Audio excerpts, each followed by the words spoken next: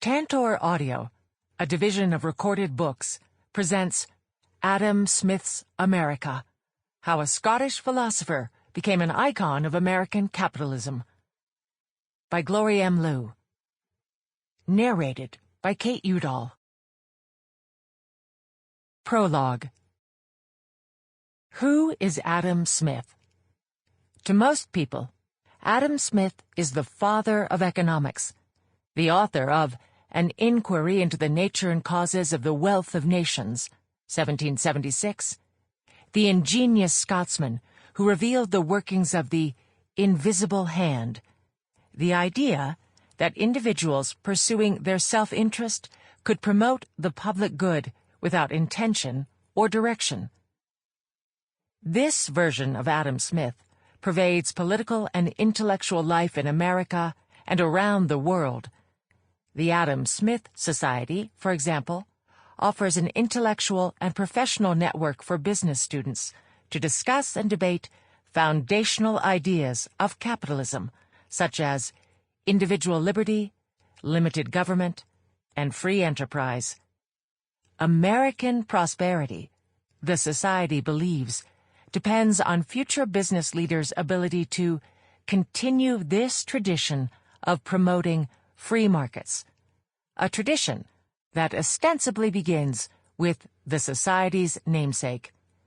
Smith is often the inspiration for conservative ideology, such as that of the American Enterprise Institute, which hopes to stitch together a more robust, compelling, and inclusive center-right moral and economic agenda, or the Adam Smith Foundation, a nonprofit based in Missouri that promotes values such as working to stop needless regulations, fighting waste and abuse of taxpayer dollars, and working to restrain activist judges.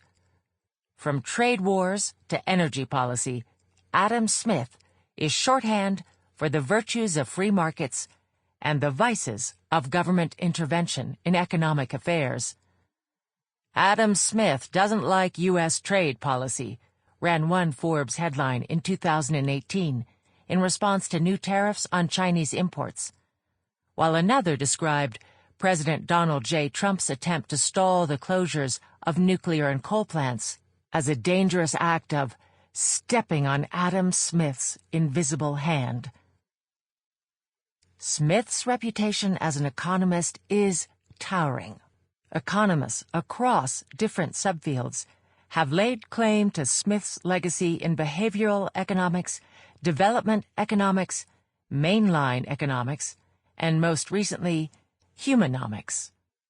The Wealth of Nations has been assigned on over 5,000 college syllabi nationwide, primarily in economics, but also in history, political science, business, philosophy, literature, sociology, anthropology, religion, and law. In 2021, The Wealth of Nations ranked 44th among millions of books assigned in college courses, putting it ahead of John Stuart Mill's On Liberty, Alexis de Tocqueville's Democracy in America, and even Shakespeare's Hamlet. Meanwhile, Smith's first work, The Theory of Moral Sentiments, ranked far below, appearing on just over 1,000 syllabi. Despite all this, a persistent theme of Smith scholarship of the last several decades has been that Adam Smith was not an economist, or at least not merely an economist. Rather, he is remembered as an ambitious social scientist of the Enlightenment, whose The Wealth of Nations was but one part of a larger science of man. This science sought to reveal and explain the hidden forces that governed human behavior and human society. In The Theory of Moral Sentiments, published in 1759, 17 years before The Wealth of Nations, Smith explored how and why people learn moral behavior through the process of imaginative projection and sympathetic exchange. Smith also planned to work on the general principles of law and government, as well as a history of literature, philosophy, poetry, and rhetoric, both of which he never completed, and ultimately had destroyed before his death in 1790. However, Smith did save a few essays for posthumous publication. Moreover, with the later discovery of student notebooks in 1895 and 1958, readers have been able to access Smith's lost ideas as they were recorded by his students in his lectures on rhetoric and jurisprudence. Today, readers can appreciate the immense range of Smith's teaching and writings, which were not limited only to economics and moral philosophy, but also included topics such as theories of language, polite learning, the history of science, literary and artistic criticism, poetry, law, and government. Given the breadth and richness of Smith's oeuvre, it is hardly surprising that intellectual historians, political theorists, and social scientists often complain that distorted notions of self-interest, free markets, and the invisible hand have eclipsed Smith's moral philosophy, jurisprudence, and more, and that Smith has become little more than an emblem for think tanks, or a historical soundbite in textbooks. Yet few scholars have asked, let alone answered, the question of how and why these reductive, sloganized, and often politicized versions of Smith came about in the first place. This book is about who Adam Smith was, and who he became in America. It charts how Americans have read, taught, debated, and used Smith's ideas throughout history. It shows how Smith's reputation as the father of economics is an historical invention, and that the foundational status of the wealth of nations is a belated construction. More importantly, though, this book tries to make sense of the political work that engaging with Smith has done throughout history, and what the implications for our political and economic thinking are. Repeated contestation over Smith's original intentions, his method, and the contemporary import of his ideas has provided opportunities for past and present readers to define the relationship between ethics and economics, between politics and the economy, between past thought and present action. Works on Adam Smith often begin with Smith's biography, and this book is no exception. This is not simply to present Smith's life as a sequence of events and ideas, but rather to demonstrate how Smith's biography conditions the reception of his ideas and the invention of his legacy. Despite the volume of work Smith left behind, we know surprisingly little of his life, a fact that is irksome and puzzling to many of Smith's biographers and interpreters. The paucity of biographical detail has meant that what is reconstructed of Smith's life usually results from trying to reconstruct Smith's mind. Add to that Smith's most infamous act of deliberate destruction, the burning of his unpublished manuscripts, and one has the perfect recipe for an historical and intellectual enigma. Most of Smith's biographers, historians, and admirers agree upon several key biographical details. Smith was born in 1723. The only recorded date we have is of his baptism on June 5, 1723, in Kirkcaldy, Scotland, a small seaside town 10 miles north of Edinburgh. Smith's father, also named Adam Smith, had made a secure living as the controller of customs at Kirkcaldy. Adam Smith Sr. had been married to Lilias Drummond, who gave birth to a son, Hugh, but then died young, sometime between 1716 or 1718. Smith Sr.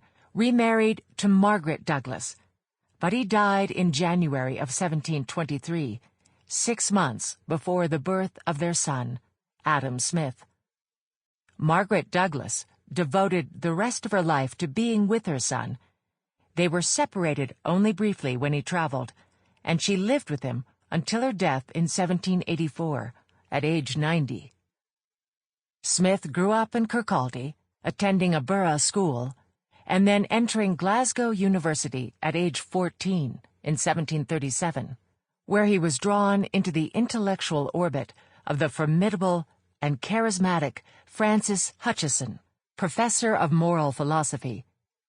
In 1740, Smith was awarded a Snell Exhibition Prize, a scholarship that paid for future studies with the expectation that he would become a clergyman of the Episcopalian Church, and departed for Balliol College at Oxford University, where he spent 6 years. We know virtually nothing of what Smith's life was like at Oxford, only that the experience seemed mediocre at best. Smith made a pointed and scathing remark about Oxford professors in The Wealth of Nations many years later, writing that the professors there have, for these many years, given up altogether even the pretense of teaching. General anti-Scot sentiment, as well as pro-Jacobite and Roman Catholic adherents, would have made Oxford an unpleasant environment for the Scottish, Whiggish, Protestant Smith. Nevertheless, Smith excelled in his studies.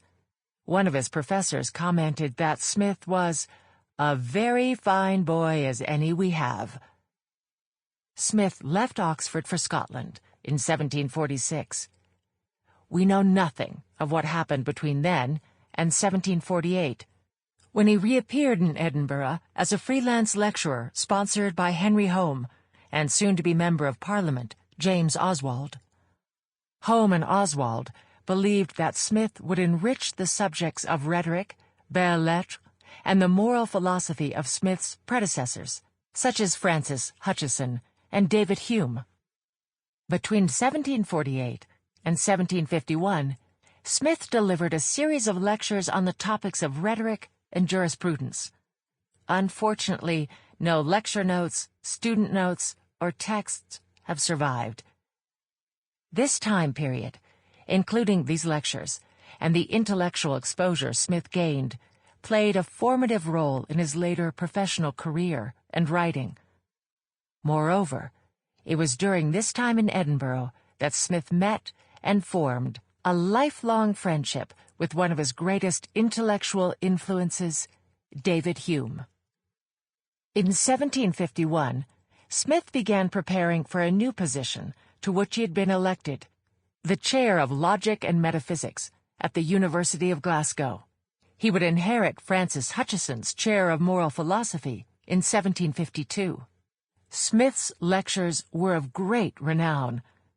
Though he was not the most graceful speaker, his manner was plain and unaffected, and as he seemed to be always interested in the subject, he never failed to interest his hearers. His student John Miller recalled, "Students adored Smith, not just as a professor, but as an amiable man who had nothing of that formal stiffness and pedantry which is too often found in professors." In addition to his professorial duties, Smith took part in university administration. In 1787, he was elected Lord Rector. Smith spent 13 years as a professor at the University of Glasgow, a time he would later reflect on as by far the most useful, and therefore as by far the happiest and most honorable period of my life. In 1759, while still at Glasgow, Smith published his first major work, The Theory of Moral Sentiments. As the title suggests, Smith's primary aim was to offer an explanatory theory of moral sentiments, that is, how and why humans learn moral behavior and form moral judgments. For Smith, the answer was found in one concept: sympathy. Sympathy was a capacity to feel with and feel for others. It was both the mechanism by which we try to understand our fellow human beings, First, by imagining ourselves in their position, seeing things from their perspective, and, in turn, seeing ourselves, as well as the object of our desires. The work was immediately successful in Scotland, as well as in London, thanks in part to David Hume, who touted Smith's work among men of influence. The theory of moral sentiments caught the eye of Charles Townshend, the soon-to-be Chancellor of the Exchequer of Great Britain. Townshend was evidently so taken by the work that he offered Smith a position as tutor for his stepson, the Duke of Buccleuch. It was a lucrative position. Smith received a handsome sum of £500 a year as the young Duke's tutor, and a pension of £300 a year for the remainder of his life. More important than the money, however, was the intellectual exposure that the position afforded Smith. Between 1764 and 1766, he traveled with the Duke to Toulouse, Geneva, Paris, and London, where Smith encountered some of the most illustrious figures of the Enlightenment, among them Voltaire, François Quesnay, the Marquis de Mirabeau, and even Benjamin Franklin. Despite his terrible French, Smith was a welcome guest amongst these great luminaries. Smith and the young Duke formed a lasting friendship, but the pace of life on tour was evidently too slow for the professor. While in Toulouse, Smith wrote to David Hume, "The progress, indeed, we have made is not very great. The Duke is acquainted with no Frenchman whatever. I cannot cultivate the acquaintance of the few with whom I am acquainted, as I cannot bring them to our house, and am not always at liberty to go to theirs. The life which I led at Glasgow was a pleasurable, dissipated life in comparison of that which I lead here at present. I have begun to write a book in order to pass away the time. You may believe I have very little to do." That book was The Wealth of Nations.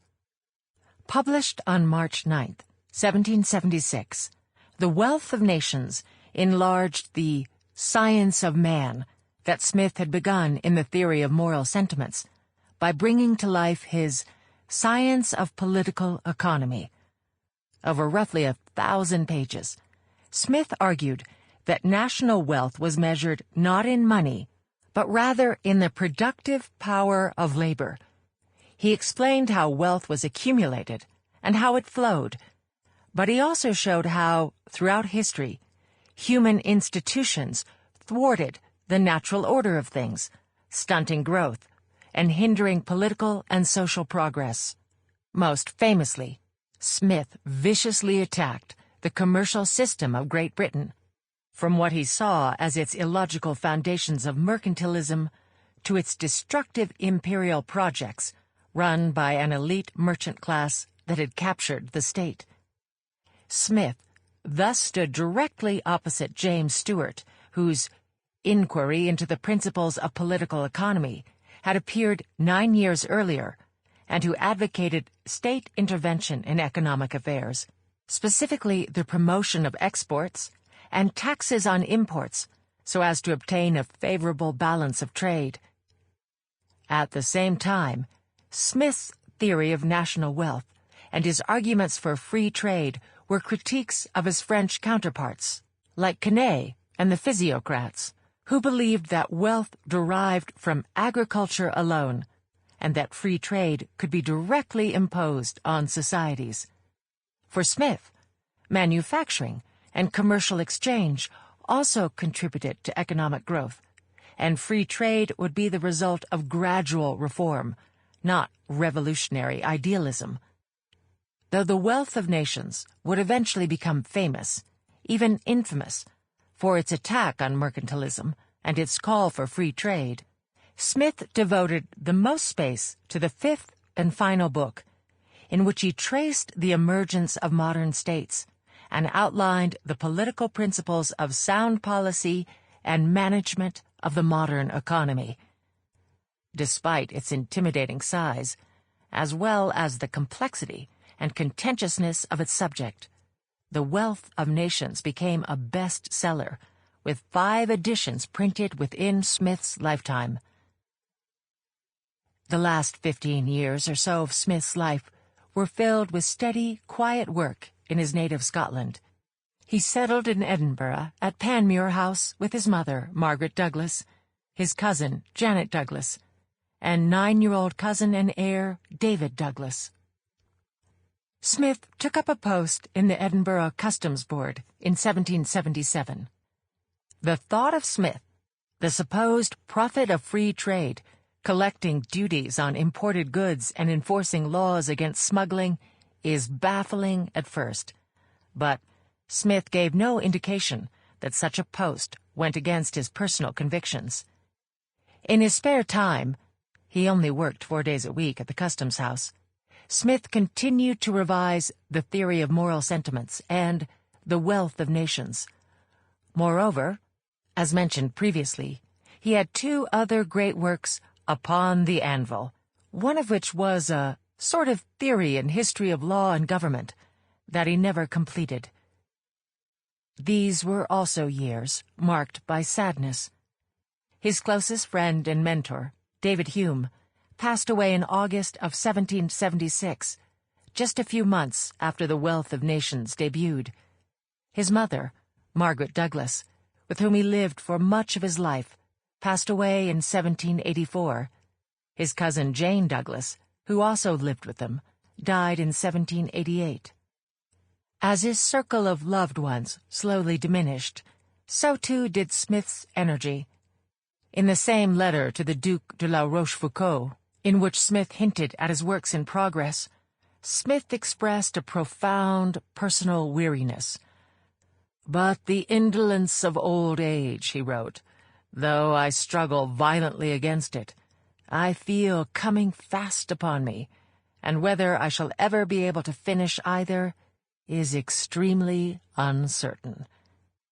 In the last years of his life, Smith continued to view himself as an extremely slow writer who would rather not see new editions of his works published without all of his revisions included. In 1788, Smith wrote to the London bookseller, Thomas Cadell, "As I consider my tenure of this life as extremely precarious, and am very uncertain whether I shall live to finish several other works which I have projected, and in which I have made some progress, the best thing, I think, I can do is to leave those I have already published in the best and most perfect state behind me." Days before he died, Smith ordered all other remaining unfinished manuscripts burned. Only a handful of essays, which include his now famous History of Astronomy, and essays on ancient metaphysics and the imitative arts, were spared and published posthumously. Smith passed away on July 17, 1790, and is buried in Edinburgh's Canongate churchyard. Given the relative lack of detail on Smith's life, biographers have been left with a daunting task: to take what otherwise appears to be an ordinary story of a man of letters and turn it into something extraordinary. Compared to some of his more dramatic contemporaries, Smith's life is mesmerizingly mundane. He had no major falling-outs with his intellectual interlocutors, Hume and Rousseau. He did not produce an outpouring of paranoid ravings or leave behind any orphan children, again, Rousseau. Nor did he traverse both the American and French revolutions and narrowly escape the guillotine, Thomas Paine. Smith never even married, and barely appears to have had even a fleeting moment of romantic interest. Even the second-hand stories of Smith's absent-mindedness, his abduction by roaming gypsies at a young age, and his endearing awkwardness are but bite-sized pieces of Smith legend and lore. Smith's correspondence is meager compared to other great Enlightenment-era thinkers. Benjamin Franklin wrote or received over 15,000 letters in his lifetime. Voltaire's correspondence amounts to an astonishing 19,000 letters. Even on the lower end, Condorcet's correspondence includes some 2,000 letters, most unpublished, and David Hume's correspondence contains around 500 letters. The correspondence of Adam Smith, meanwhile, contains just over 300 letters. Even finding an image of Smith is a struggle. The only surviving images are 2 medallions by John Tassie and 2 sketches by the Scottish caricaturist John Kay. In Kay's earliest image of Smith, sketched in 1787, Smith wears a broad-brimmed hat, holds a handful of flowers in one hand, and has his cane propped on his right shoulder like a musket. Kay sketched Smith's portrait between Alexander Gordon, Lord Rockville, the Senator of the College of Justice, and George Brown, Commissioner of the Board of Excise for Scotland, who both gaze into the circle in which Smith is inscribed. In Kay's rendering, Smith literally inhabits his own bubble. Imagining Smith as isolated in his own world aligns with a common narrative that suggests Smith was unconcerned with his reception and reputation, despite his fastidiousness and perfectionist tendencies. Especially with regards to The Wealth of Nations, Smith thought himself rather lucky than otherwise that he was much less abused than he had reason to respect, compared to the uproar he caused writing a very harmless sheet of paper regarding the late David Hume. In another letter to his publisher Strahan, Smith sarcastically commented, "I had almost forgot I was the author of the Enquiry Concerning the Wealth of Nations, and that it was only upon learning that the work was being translated into Danish that he became aware of the reach of his work." That Smith never actively recruited his own disciples or sought followers further reinforces the idea that he was not in the business of self-consciously constructing a tradition. But the tradition-making, myth-making, and reinventions of Adam Smith and his ideas began almost immediately after his death in 1790. Smith's reputation and influence had already traversed across national borders in the last quarter of the 18th century, and his international reputation invites us to think critically about what makes his American reception distinctive. In Great Britain, writers such as James Stewart, 1707 to 1780, and Josiah Tucker, 1713 to 1799, preceded Smith on matters of political economy. Stewart's An Inquiry into the Principles of Political Economy, 1767, had received high praise from reviewers and had been considered the principal reference on economics for the Encyclopaedia Britannica. Sales of Stewart's work were disappointing, however, and that did not bode well for Smith's The Wealth of Nations, 10 years later. Though Smith's work became an unlikely bestseller, The Wealth of Nations was not the sole cause of Smith's rise to fame. As Salim Rashid has argued, the success of Smith's works and his personal fame were highly contingent upon the good graces of close friends who were intellectual heavyweights, such as David Hume and John Miller, and admirers in Parliament, such as William Pitt, Charles James Fox, and Lord Shelburne. Thus, Smith's later reputation as the founder of political economy is neither historically accurate, nor was it inevitable. Moreover, Smith's uptake in late 18th and early 19th century British party politics enabled The Wealth of Nations to outlive its time. The introduction of ideas from political economic texts played a significant role in shaping political discourse, and it had the potential to reinvent the reputation of an author like Smith.